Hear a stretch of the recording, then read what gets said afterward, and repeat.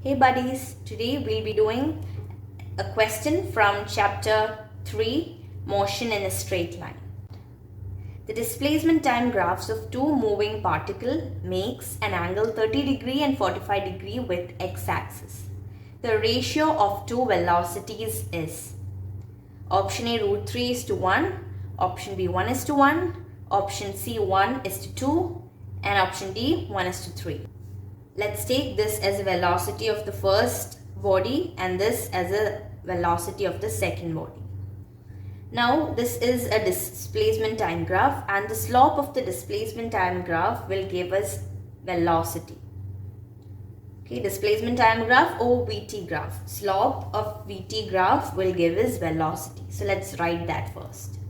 Velocity is equal to slope of VT graph.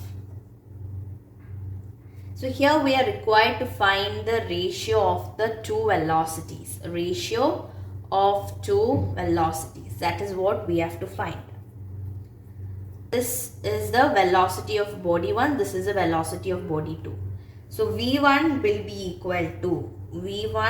equal to tan 45. I chose tan because we know that tan is opposite side by adjacent side. And here what we need the slope, right? We need the slope and the slope is opposite side by adjacent side, right? V1 equals tan 45. You all know the value of tan 45, that is 1. Now we will see velocity of second body. V2 will be equal to tan 30. V2 is tan 30. What is tan 30? Tan 30 is 1 by √3. Tan 30 is 1 by √3.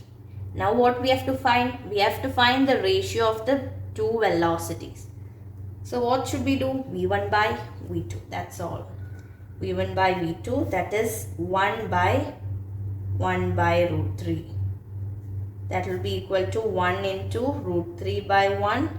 That is √3 by 1 will be √3:1. This is the correct answer. So that is option A.